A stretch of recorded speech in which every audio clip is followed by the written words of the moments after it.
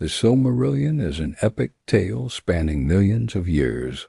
It contains within it stories of creation, of war and magic, of love and loss. And we want to help you explore all of these tales that Tolkien wove together. We're going to go through the Silmarillion book by book, chapter by chapter, page by page, exploring all the stories, big and small. We'll talk about what these stories mean, why they're important, and how they shape our world today. So let's get started with the first part of the first book of the Silmarillion. That's right. We're going to start at the beginning. Let's begin at the very start. It's here where we learn how the world was created.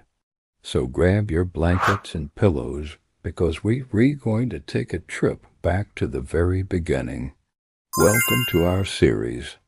Today we're talking about the Inland Dale, or the music of the Aenir, the very first story in the Silmarillion.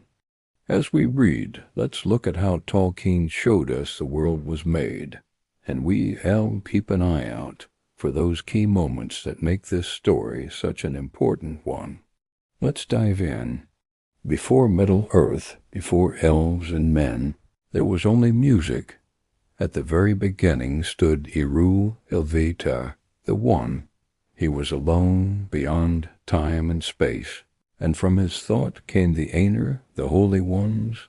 They were countless spirits, each unique, each born from the mind of Ilvatar.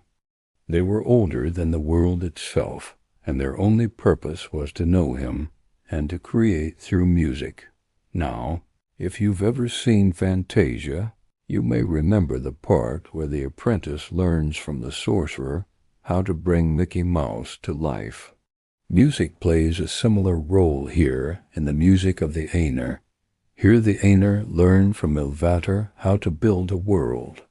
Let's keep listening. Ilvatar gave the Aenir a gift, music.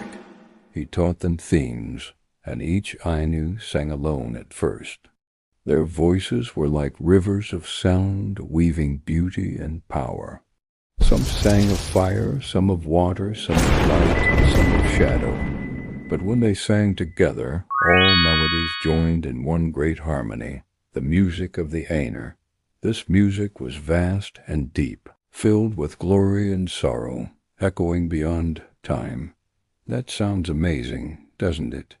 Imagine sitting around listening to the Aenir sing. If you've ever been stargazing at night, lying on a blanket with friends, sharing stories and laughing, you might catch a glimpse of what this must have been like. Or perhaps you've played music with friends, sharing instruments and vocals until your voices blend together.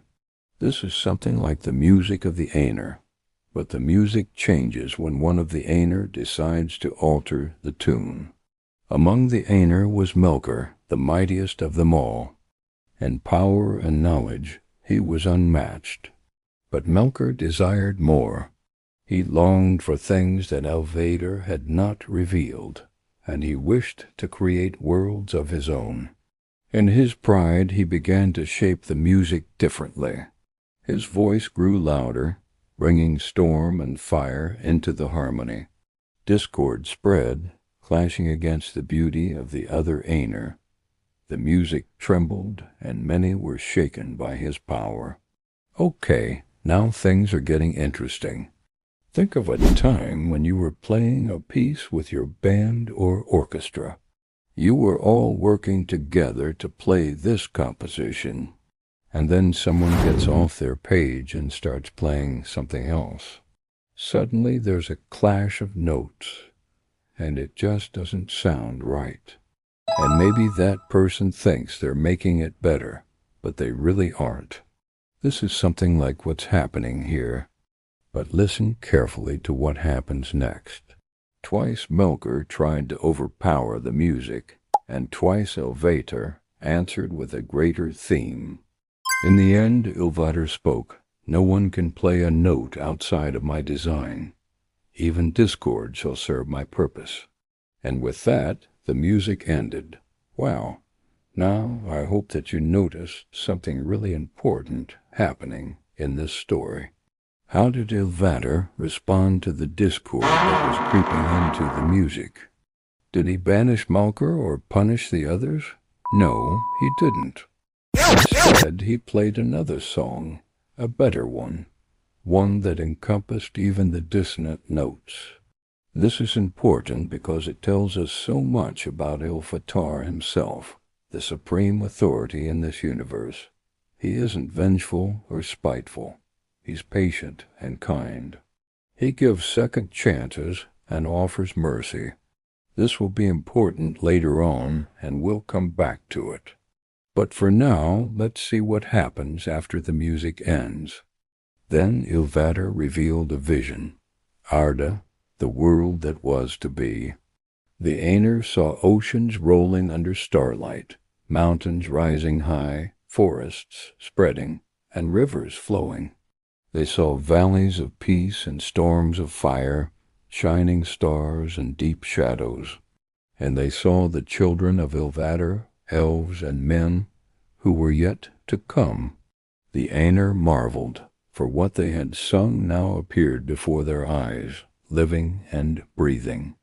This moment reminds me of the feeling I get when I hear a song that takes me back to a special place or a special person.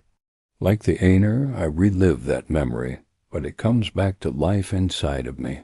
The song is over, but its effects linger. The same is true of this vision. And now we learn what happens next. Those Aenir who cherished this vision entered the new world. They became the Valar, the powers of Arda. Mighty were they, clothed in forms to shape the lands. Manwe, lord of the winds. Ulmo, master of the seas. Ol, the smith of the earth. Yavanna, the giver of fruits.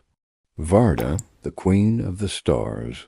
Together they began the labor of forming the world they had sung into being. So we've come to the end of the music of the Aenir. As we think about what we've heard, let's keep these two questions in mind. What does this story tell us about the nature of the world? And what does it tell us about Ilvatar? So let's think about it.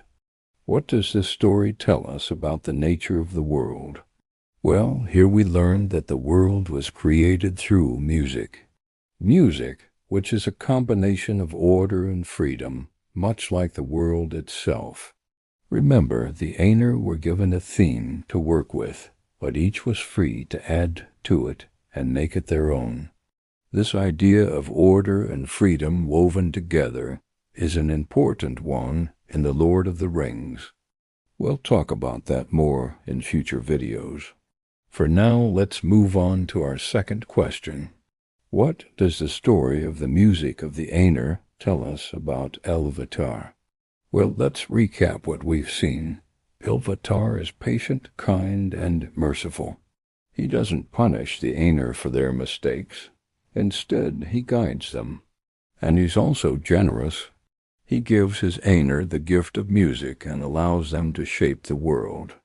At this point, we're introduced to the main characters of our story, the Aenir, and we learn about the world that they inhabit. A world without form or shape, a world without time or space, a world of pure potentiality. The music of the Aenir is an incredibly rich story, and there's so much more to unpack here. But for now, we're going to leave it here. In our next episode, we'll continue the tale of the music of the Aenir and discover how the world moved from potentiality to actuality. If you enjoyed this episode, please like, share, and subscribe. And let us know in the comments below what you thought of our first episode. Until next time, Melon.